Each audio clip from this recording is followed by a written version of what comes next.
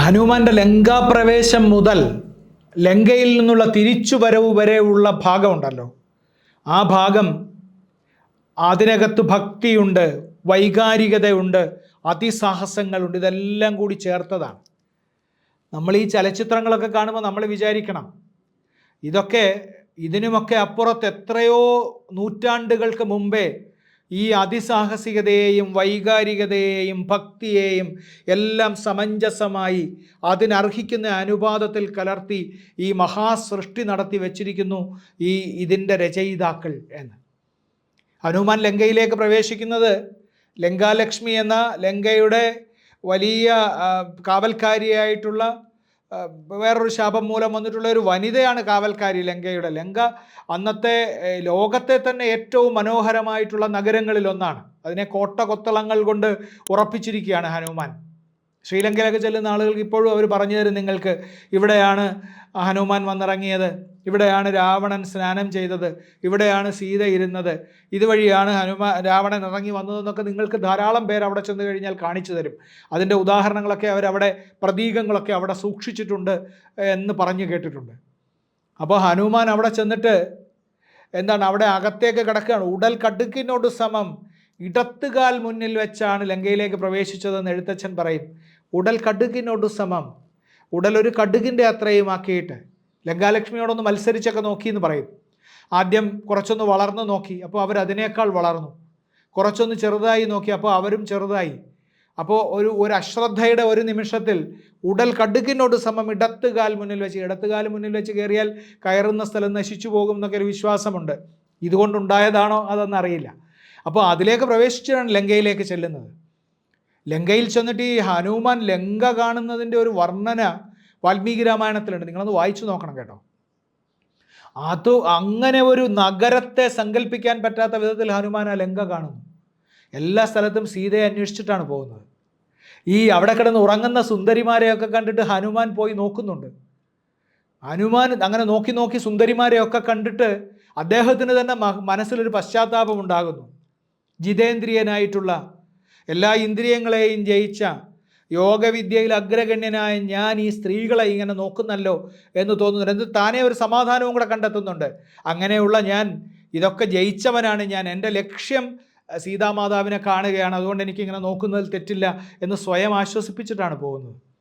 അങ്ങനെ എല്ലാ സ്ഥലവും കണ്ടിട്ടും അവിടെ ഒന്നും സീതയെ കാണാതെ ഇരിക്കുമ്പോഴാണ് ഉപവനത്തിൽ ഒന്ന് കയറി നോക്കാമെന്ന് വിചാരിച്ചു നോക്കുമ്പോൾ അവിടെ ഇങ്ങനെ സീത ഇരിക്കുന്ന കാണുന്നത്. അതിനു മുമ്പ് സ്ത്രീകൾ കിടക്കുന്ന സ്ഥലത്ത് രാവണൻ്റെ അടുത്ത് സർവാഭരണ വിഭൂഷിതയായി മണ്ഡോദരി കിടക്കുന്നത് കണ്ടിട്ട് ഹനുമാൻ സംശയം തോന്നുന്നു, ഇതാണോ സീത എന്ന്.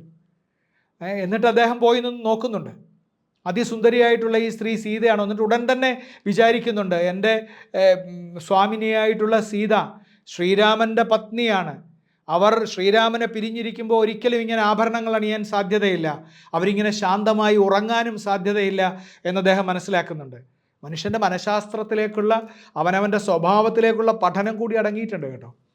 ഈ മഹാഭക്തനായ ഹനുമാൻ സീതാദേവിയെ അന്വേഷിച്ച് ചെല്ലുമ്പോൾ ഈ ശിംശപാവൃക്ഷത്തിൻ്റെ ചുവട്ടിൽ മലിന വസ്ത്രങ്ങൾ അണിഞ്ഞ് കൃശഗാത്രിയായി ഭക്ഷണം കഴിക്കാതെ അങ്ങനെ ഇരിക്കുന്ന തേജോരൂപത്തെ കാണുന്നുണ്ട് ഹനുമാൻ. കണ്ടിട്ട് എങ്ങനെ വേണം ശ്രദ്ധ ആകർഷിക്കാനെന്നറിയാത്തതുകൊണ്ട് ഹനുമാൻ മരച്ചില്ലയിൽ ഇരുന്നിട്ട്, ഞാനിതിങ്ങനെ ചുരുക്കി പറയുകയാണ് കേട്ടോ, വാൽമീകി രാമായണത്തിൽ ഇതൊക്കെ വലിയ വലിയ വലിയ സന്ദർഭങ്ങളാണ്. അവിടെ ഇരുന്നിട്ട് രാമായണ കഥ പറയുകയാണ്. രാമായണത്തിൻ്റെ തുടക്കത്തിൽ നാരദൻ കഥ പറയും എന്ന് നമ്മൾ കേട്ടു. ഇവിടെ രാമായണം കഥ, അതുവരെയുള്ള കഥ ഒന്നുകൂടി ഹനുമാൻ പറയുന്നുണ്ട്. അതിൻ്റെ ലാവണ്യം, ഹനുമാനെ പോലെ വൈയാകരണനായിട്ടുള്ള, ഭാഷാശുദ്ധിയുള്ള, കാര്യങ്ങളെ സംഗ്രഹിക്കാൻ അസാമാന്യ കഴിവുള്ള ഒരാൾ ആ കഥ പറയുമ്പോഴുള്ള ലാവണ്യം, അതങ്ങനെ വായിച്ചു തന്നെ നമ്മൾ അറിയേണ്ടി വരും. അപ്പോൾ അങ്ങനെ ആ കഥ പറയുന്നത് കേട്ടിട്ടാണ് സീത ശ്രദ്ധിക്കുന്നത്. ഹനുമാൻ ശരിക്കും രാവണൻ തന്നെ വേഷം മാറി വന്നതാണോ എന്ന് വിചാരിച്ചിട്ട് സീത ഇയാളെ ധാരാളം ചീത്ത പറയുന്നുണ്ട്, വഴക്കൊക്കെ പറയുന്നുണ്ട്. എന്നിട്ട് ഹനുമാൻ താഴെ വന്നിട്ട് പിന്നീട് ഈ സീതയെ അടയാളവാക്യങ്ങൾ പറയുക, മുദ്രാമോതിരം കാണിക്കുകയൊക്കെ ചെയ്തിട്ടാണ് ആ വിശ്വാസം നേടിയെടുക്കുന്നത്. പിന്നെ അങ്ങോട്ട് വികാരനിർഭരമായിട്ടുള്ള രംഗമാണ്. ഈ അതിസാഹസിയായിട്ടുള്ള ഹനുമാൻ സീതയോട് പറയുന്നുണ്ട്, എനിക്ക് ലങ്കയിൽ നിന്ന് സീതയെ കൊണ്ടുപോകാൻ ഒരാളുടെയും സഹായം ആവശ്യമില്ല, ഞാൻ ഒറ്റയ്ക്ക് സീതയെ എടുത്ത് കൊണ്ടുപോകുമെന്ന് പറയുമ്പോൾ സീത പുച്ഛിക്കുന്നുണ്ട്, ഈ നിങ്ങളൊരു വാനരനായിട്ടുള്ള ആൾ എങ്ങനെയാണ് എന്നെ എടുത്തുകൊണ്ട് പോവുക എന്ന്. അപ്പോഴാണ് സീതയുടെ മുമ്പിൽ ഹനുമാൻ വിശ്വരൂപം കാണിക്കുന്നത്, അസാമാന്യമായ രൂപം കാണിക്കുന്നു. കല്യാണ സൗഗന്ധികത്തിൽ കുഞ്ചൻ നമ്പ്യാർ ഹനുമാന്റെ വിശ്വരൂപം വർണ്ണിച്ചിട്ടുണ്ടല്ലോ. വർദ്ധിതതര ധവള ഹിമാചല സന്നിഭ തുംഗ ശരീരൻ എന്നൊക്കെ പറഞ്ഞിട്ട് വർണ്ണിച്ചിട്ടുണ്ടല്ലോ. അതുപോലെ ആ വിശ്വരൂപം സീതയെ കാണിച്ചു കൊടുക്കുന്നു, ഞാൻ ഇങ്ങനെ എനിക്ക് വിശ്വരൂപമുള്ള ആളാണ്, കൊണ്ടുപോകാൻ കഴിയും എന്ന്. സീത പറയുന്നത്, എൻ്റെ ഭർത്താവ് എന്നെ വീണ്ടെടുക്കാൻ കരുത്തുള്ള ആളാണ്, അദ്ദേഹം നേരിട്ട് വന്ന് എന്നെ വീണ്ടെടുത്ത് കൊണ്ടുപോവുക തന്നെ ചെയ്യും എന്ന് പറഞ്ഞിട്ടാണ്. അപ്പോൾ അവിടുന്ന് ഇറങ്ങിയിട്ട് ഹനുമാൻ വിചാരിക്കുന്നു, അങ്ങനെ വെറുതെ പോയിട്ട് കാര്യമില്ല, ഞാനിവിടെ വന്നു എന്ന കാര്യം ഇവരെ എല്ലാം ഒന്ന് അറിയിക്കണമെന്ന് വിചാരിച്ചിട്ടാണ് ആ ഉദ്യാന നാശത്തിനൊക്കെ ഇറങ്ങി പുറപ്പെടുന്നത്. ഉദ്യാനം നശിപ്പിക്കുന്നു. അപ്പോഴത്തേക്ക് വരുന്ന പട്ടാളക്കാരെ കൊല്ലുന്നു, രാവണൻ്റെ മന്ത്രിമാരെ കൊല്ലുന്നു, രാവണൻ്റെ മകൻ അക്ഷകുമാരനെ വധിക്കുന്നു. എന്നിട്ടാണ് ഇന്ദ്രജിത്ത് വന്നിട്ട്, ഇതൊന്നും വാൽമീകി രാമായണത്തിൽ ഇങ്ങനെ പറഞ്ഞങ്ങ് തീർക്കാവുന്നല്ല കേട്ടോ, നമ്മളെ സംബന്ധിച്ച് നമുക്ക് കഥ പറഞ്ഞ് തീർക്കേണ്ടതുണ്ടല്ലോ. അപ്പോൾ അതുകൊണ്ടാണ് അക്ഷരകുമാരനെ കൊന്നു കഴിയുമ്പോൾ ഇന്ദ്രജിത്ത് വന്ന് ഇയാളെ ഒരു തരത്തിലും കീഴ്പ്പെടുത്താൻ പറ്റുന്നില്ല എന്ന് കണ്ടിട്ട് ഹനുമാനെ നേരെ ബ്രഹ്മാസ്ത്രം പ്രയോഗിക്കുകയാണ്. ബ്രഹ്മാവിനെ ബഹുമാനിച്ചിട്ടാണ്. ബ്രഹ്മാവിനെ ബഹുമാനിച്ചിട്ട് ഹനുമാൻ വധ്യനല്ല, കൊല്ലാൻ സാധ്യമല്ല. കൊല്ലാൻ സാധ്യമല്ലാത്തതുകൊണ്ട് അദ്ദേഹം ബന്ധനത്തിന് വഴങ്ങിക്കൊടുക്കുകയാണ്. ബന്ധനത്തിന് വഴങ്ങിക്കൊടുത്തിട്ട് വീണ് കിടക്കുകയാണ്. അവിടെ വീണ് കിടക്കുമ്പോൾ ഇന്ദ്രജിത്ത് ജയിച്ച കാര്യം പറയാൻ അകത്തേക്ക് പോയി. അപ്പോൾ ബാക്കി പട്ടാളക്കാരെല്ലാവരും കൂടെ വന്നിട്ട്, രാക്ഷസന്മാരെല്ലാവരും കൂടെ വന്നിട്ട് ഈ ബന്ധനം അവർക്ക് മനസ്സിലായില്ല. അതുകൊണ്ട് അവരെന്ത് ചെയ്തു, അവർ കയറുകൊണ്ട് ബന്ധിക്കാൻ ശ്രമിച്ചു. വാൽമീകി രാമായണം പറയുന്നുണ്ട്, അങ്ങനെ കയറ് മറ്റേതെങ്കിലും ഒരു അന്യവസ്തു കൊണ്ട് ബന്ധിക്കാൻ ശ്രമിച്ചാൽ ബ്രഹ്മാസ്ത്രത്തിൻ്റെ ബന്ധനം അഴിഞ്ഞു പോകും. ഹനുമാനെ ഇവർ കയറുകൊണ്ട് ബന്ധിക്കാൻ ശ്രമിച്ചപ്പോൾ ബ്രഹ്മാസ്ത്രത്തിൻ്റെ ബന്ധനം പോയി. പക്ഷേ ഹനുമാൻ അങ്ങനെ തന്നെ കിടന്നു, ആ ബ്രഹ്മാസ്ത്രത്തിൻ്റെ ബന്ധനത്തോടുകൂടി കിടക്കുകയും രാവണൻ്റെ സദസ്സിലെത്തുകയും രാവണനോട് സംസാരിക്കാൻ ശ്രമിക്കുകയും ചെയ്യുമ്പോൾ അദ്ദേഹം പറയുന്നു, ഞാൻ ശ്രീരാമദേവൻ്റെ ദൂതനാണ് ഞാൻ, ശ്രീരാമദേവൻ താങ്കളോട് സുഖമാണോ എന്ന് അന്വേഷിക്കാൻ പറഞ്ഞു എന്നാണ് പറയുന്നത്. താങ്കൾക്ക് ക്ഷേമ ഐശ്വര്യങ്ങൾ ഉണ്ടാവട്ടെ എന്ന് അദ്ദേഹം എന്നോട് പറഞ്ഞയച്ചു എന്നാണ്. ദൂതൻ്റെ പ്രധാനപ്പെട്ട കടമയാണ്. നയതന്ത്ര ബന്ധങ്ങളിലൊക്കെ അങ്ങനെ ഉപചാര വാക്കുകൾ പറഞ്ഞാണ് ആരംഭിക്കുക. നമ്മൾ ഈ പുരാതന കാലത്ത് തന്നെ മനുഷ്യർ അത് കണ്ടെത്തിയിരുന്നു നമ്മൾ വിചാരിക്കണം. ഉപചാരവാക്ക് പറഞ്ഞാണ് ആരംഭിക്കുന്നത്. അതിനുശേഷമാണ് രാവണനുമായിട്ടുള്ള സംവാദം പറഞ്ഞിട്ട്, ഈ മനുഷ്യ സ്ത്രീയായിട്ടുള്ള സീതയെ നിങ്ങൾ എന്തിനാണ് ഇവിടെ വെച്ചിരിക്കുന്നത്, നിങ്ങൾ തിരിച്ചു കൊടുത്ത് നിങ്ങൾ സന്ധി ഉണ്ടാക്കുമെന്ന് പറയുമ്പോൾ കേൾക്കാത്തതുകൊണ്ടാണല്ലോ ഹനുമാനെ ശിക്ഷിക്കണമെന്ന് തീരുമാനിക്കുകയും വാലിനകത്ത് തീ കൊളുത്താൻ തീരുമാനിക്കുകയും ചെയ്യുന്നത്. വാലിനകത്ത് തീ കൊളുത്തിയിട്ട് അദ്ദേഹം ലങ്കാനഗരം മുഴുവൻ ദഹിപ്പിച്ചിട്ടാണ് ആ വാല് സമുദ്രത്തിൽ തല്ലിക്കെടുത്തിയിട്ട് തിരിച്ച് ചാടിപ്പോകുന്നത്.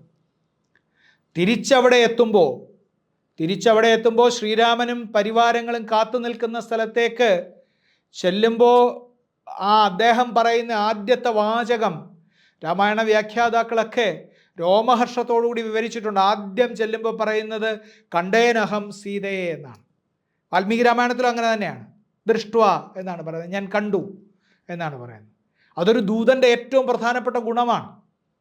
നമ്മളോട് ആരെങ്കിലും ഒരു കാര്യം നമ്മൾ പോയിട്ട് വന്നിട്ട് ചോദിച്ചാൽ നമ്മളെന്താണ്, ഇവിടുന്ന് പുറപ്പെട്ടിടം മുതൽ, നമ്മൾ ബസ്സിൽ കയറിയിടം മുതൽ, ടിക്കറ്റ് എടുത്തത് മുതലുള്ള സകല കഥകളും പറഞ്ഞിട്ട് നമ്മൾ അവസാനം കാര്യം പറയും. ശ്രീരാമൻ കാത്തു നിൽക്കുന്നത് സീതയെ കണ്ടോ എന്നറിയാനാണ്, താൻ പോയത് ആ ലക്ഷ്യം നിറവേറ്റാനാണ്. അതുകൊണ്ട് അസാമാന്യമായ ചിത്തശുദ്ധിയുള്ള, അസാമാന്യമായ പവിത്രതയുള്ള, ഈ വൈയാകരണനായ, സന്ദർഭത്തിന് അനുസരിച്ച് സംസാരിക്കാൻ അറിയാവുന്ന ഹനുമാൻ വന്ന ഉടനെ പറയുന്നത് കണ്ടേൻ എന്നാണ്. ആദ്യത്തെ ചോദ്യം അതല്ലേ, ഉള്ളിലുള്ള ചോദ്യം അതാണ്. ശ്രീരാമൻ്റെയും അവിടെ നിന്നവരുടെയും ഉള്ളിലുള്ള ചോദ്യം സീതയെ കണ്ടോ എന്നാണ്. ഹനുമാൻ പറയുന്നു കണ്ടേനഹം സീതയെ, ഞാൻ സീതയെ കണ്ടു എന്നാണ്. അങ്ങനെ കണ്ടിട്ടാണ് രാമരാവണ യുദ്ധം ആരംഭിക്കുന്നത്. രാമരാവണ യുദ്ധത്തിൽ ഹനുമാന്റെ കർമ്മങ്ങളൊക്കെ നമ്മൾക്കറിയാം. അതൊക്കെ വളരെ വിപുലമായി വാൽമീകി രാമായണത്തിൽ നമുക്ക് വായിക്കാം, എഴുത്തച്ഛൻ്റെ രാമായണത്തിലും വായിക്കാം, സുന്ദരകാന്ഡത്തിലുണ്ടല്ലോ. അപ്പോൾ രാമായണത്തിലെ അങ്ങനെയാണ് ശ്രീരാമനുമായിട്ട്, ശ്രീരാമൻ വീണുപോയി എന്നറിഞ്ഞിട്ട് ഒരു മൃതസഞ്ജീവനി എന്ന ഔഷധം വേണം എന്ന് പറഞ്ഞപ്പോൾ ഹനുമാൻ നേരെ ആ മലയിലേക്ക് ചെല്ലുമ്പോൾ ഇതിലേതാണ് ഈ ഔഷധമെന്ന് കണ്ടെത്താൻ കഴിയാതെ വന്നിട്ട് അരിശം പൂണ്ടിട്ട് ആ മല ഒന്നാകെ അടർത്തി കൊണ്ടുവരുന്നു. അപ്പോൾ അതിനകത്ത് 4 വിശേഷപ്പെട്ട ഔഷധങ്ങളുണ്ടായിരുന്നു. മുറിവ് കൂടാനുള്ളത്, മുറിവുണങ്ങാനുള്ളത്, അവയവങ്ങൾ മുറിഞ്ഞു പോയാൽ പരസ്പരം ചേർക്കാവുന്നത്, അങ്ങനെ 4 തരം ഔഷധ സസ്യങ്ങൾ ഉണ്ടായിരുന്നു എന്ന് പറയും.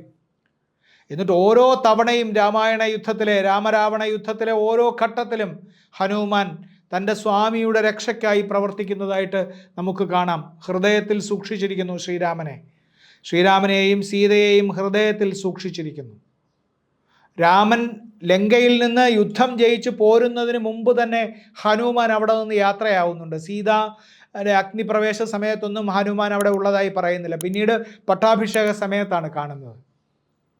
പക്ഷേ മറ്റ് കൃതികളിലൊക്കെ, അങ്ങനെ ചില കൃതികളിലെങ്കിലും രാമനുമായി ആ കാര്യത്തിൽ അഭിപ്രായ വ്യത്യാസമുള്ളത് രേഖപ്പെടുത്തുന്നതായിട്ടും അശ്വമേധ സമയത്ത് സംസാരിക്കുന്നതായിട്ടൊക്കെ നമുക്ക് കാണാം. അങ്ങനെ അത്ഭുത സിദ്ധിയുള്ള, അപൂർവ ഭക്തിയുള്ള ഹനുമാനിൽ നിന്നാണ് ശരിക്കും ശ്രീരാമഭക്തി ലോകം മുഴുവൻ വ്യാപിച്ചത് എന്ന് പറഞ്ഞാൽ തെറ്റില്ല.